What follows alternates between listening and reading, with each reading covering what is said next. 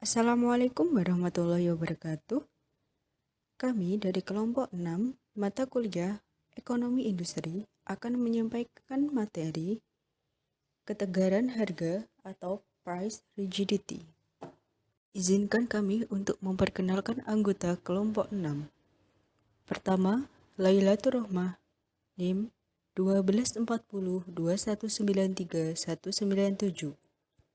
Kedua, Novita, NIM 124021932225. Ketiga, Bunga Atika Damayanti, NIM 124021932243. Pendahuluan. Harga jual di pasar tidaklah fleksibel terhadap penyelesaian faktor-faktor lain di dalam perekonomian. Dengan kata lain, bahwasanya harga jual akan mengalami kekuatan atau tegar, biasa disebut dengan price rigidity, di mana apabila harga jual di pasaran naik, maka tidak akan dapat turun lagi, meskipun biaya produksi rata-rata perusahaan akan mengalami sebuah penurunan. Adelman berpendapat bahwasanya para produsen dalam pasar akan terus berusaha untuk memelihara serta mempertahankan harga jual output di pasaran untuk tetap tegar walaupun masyarakat menghendaki terjadinya perubahan harga. Terjadinya perubahan harga yang dikehendaki masyarakat sendiri adalah turunnya dari harga di pasaran.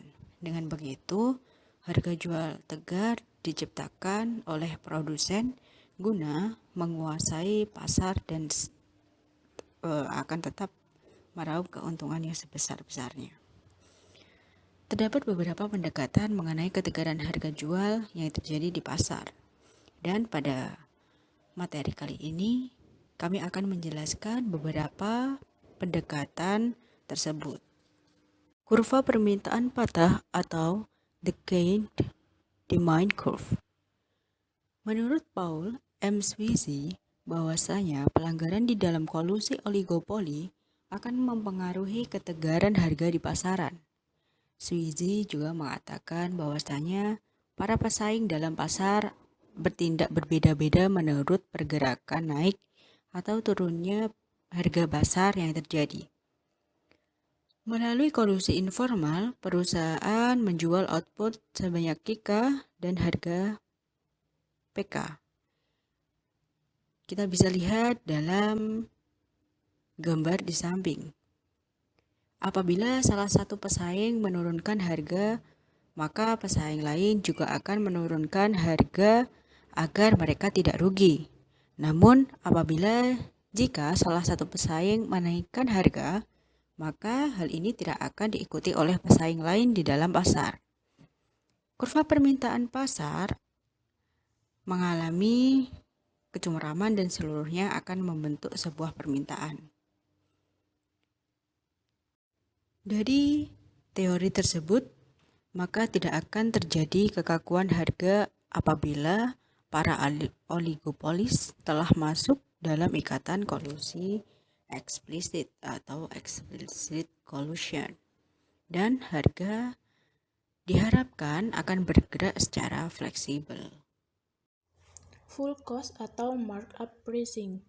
Seringkali perusahaan dalam dunia bisnis menambahkan sejumlah persentase tertentu M faktor terhadap biaya produksi perusahaannya agar keuntungan yang diperoleh tetap besar. Formulanya yaitu PT sama dengan 1 plus M dikali ULC plus UMC, di mana PT sama dengan harga jual setelah tindakan markup, ULC atau biaya rata-rata input tenaga kerja, dan UMC yaitu biaya rata-rata bahan baku dan penolong atau materials. Alternatif lain, teknik penentuan harga secara markup dapat diperoleh dengan memperhitungkan target rate of return of capital atau RT pada tingkat output standar.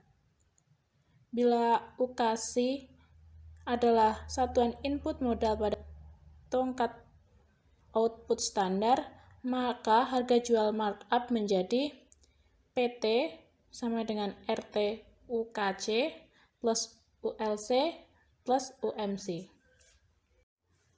Harga jual output di pasaran pada dasarnya menurun sejalan bertambahnya output yang dihasilkan.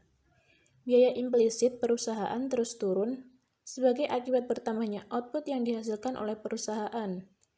Kemudian biaya produksi rata-rata turun dengan harga jual output di pasaran ikut turun juga. Namun, jika produsen oligopoli ingin keuntungan lebih besar, maka oligopoli tidak lagi berproduksi saat biaya marginal sama dengan penerimaan marginal, atau M faktur ditambah terhadap biaya produksi rata-rata. Harga menjadi stabil dan untung lebih besar. Selanjutnya yaitu transaction cost and price rigidity. Biaya-biaya transaksi atau transaction cost dapat mempengaruhi kekakuan harga di dalam pasar walau dalam situasi tanpa ada interaksi oligopoli. Biaya-biaya transaksi meliputi biaya untuk membuat daftar harga baru, pengeluaran untuk distribusi barang ke pelanggan, dan biaya sales yang bertugas memberi informasi pada pelanggan tentang harga baru. Harga pasar diukur berdasarkan harga konstan tertentu guna menghilangkan pengaruh inflasi. Biaya marginal dan biaya rata-rata diukur dengan mengoreksi pengaruh inflasi. Perhatikan diagram harga output pada strategi transaction cost. Pada diagram harga output di samping, PM adalah harga real monopoli. Namun setelah perusahaan berharap inflasi 10%, maka harga normal meningkat 10% juga. PE adalah harga real yang memperhitungkan inflasi yang diharapkan. Setelah perhitungan inflasi yang diharapkan, maka harga jual akan meningkat. Keuntungan meningkat pada B-A dan harga jual turun, maka surplus produsen dan konsumen meningkat pada B plus C. Materi selanjutnya yaitu cost of change price. Dalam teori ekonomi mikro tradisional dikenal dengan kurva biaya produksi rata-rata jangka panjang yang menyerupai bentuk huruf U, atau dikenal juga dengan kurva amplop, yang membungkus kurva-kurva biaya produksi rata-rata jangka pendek pada berbagai tingkatan pabrik. Biaya produksi rata-rata perusahaan mulanya tinggi terhadap bagian kuantitas output yang lebih sedikit. Sejalan semakin meningkatnya jumlah output yang dihasilkan perusahaan, maka biaya per kesatuan output yang dihasilkan menurun, sehingga mencapai titik biaya produksi rata-rata terendah atau last cost, dan kemudian biaya produksi rata-rata selanjutnya akan mengalami peningkatan. Menurut Bhagwati, yang umumnya terjadi adalah kurva biaya produksi rata-rata perusahaan jangka panjang adalah menyerupai huruf L atau L-slope. Pada tingkatan produksi lebih sedikit, biaya produksi rata-rata perusahaan adalah benar relatif tinggi. Namun, jika produksi ditingkatkan dan output yang dihasilkan perusahaan terus mengalami peningkatan, maka biaya produksi per kesatuan output perusahaan akan menurun sehingga mencapai titik biaya produksi rata-rata terendah. Hal ini juga terjadi karena perusahaan industri akan melakukan penyesuaian guna mempertahankan biaya produksi agar tidak terjadi peningkatan lagi.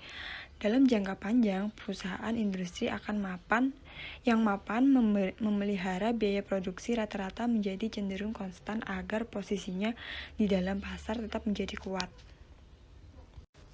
Perhatikan kurva biaya rata-rata jangka panjang V-SHOP di bawah ini. Lesseps DKK memperhatikan kurva biaya rata-rata perusahaan yang menyerupai huruf V, yang curam pada bagian atas dan bagian bawah serta mendatar pada bagian menengah seperti gambar yang telah ditunjuk di atas. Mulanya saat output dihasilkan oleh perusahaan masih relatif sedikit, maka biaya persatuan output juga relatif tinggi. Sejalan dengan meningkatnya output yang dihasilkan, maka biaya per kesatuan akan mengalami penurunan sehingga mencapai titik biaya produksi terendah. Guna mempertahankan bagian output perusahaan di dalam pasar sekaligus memperbesar keuntungan, perusahaan industri yang mapan sengaja mengeluarkan biaya ekstra. Sebagai akibatnya adalah biaya promosi dan distribusi yang terus-menerus dilakukan penyesuaian akan menyebabkan harga jual output di pasaran cenderung tidak mengalami penurunan, melainkan ketegaran. melalui promosi yang digencarkan perusahaan, maka output akan makin dikenal masyarakat luas dan total keuntungan kian lama kian bertambah seiring bertambahnya permintaan yang mengalami peningkatan. Bertambahnya permintaan pasar akan menghendaki perluasan pabrik. Semakin meningkatnya persaingan pasar dan terjadi perubahan-perubahan lain, menghendaki biaya-biaya lain turut meningkat pula, sehingga keadaan biaya produksi cenderung konstan dan tidak dapat dipertahankan lagi, dan sebagai gantinya biaya produksi mengalami peningkatan. Sekian presentasi dari kelompok kami. Apabila ada kurang dan lebihnya mohon dimaafkan. Wassalamualaikum warahmatullahi wabarakatuh.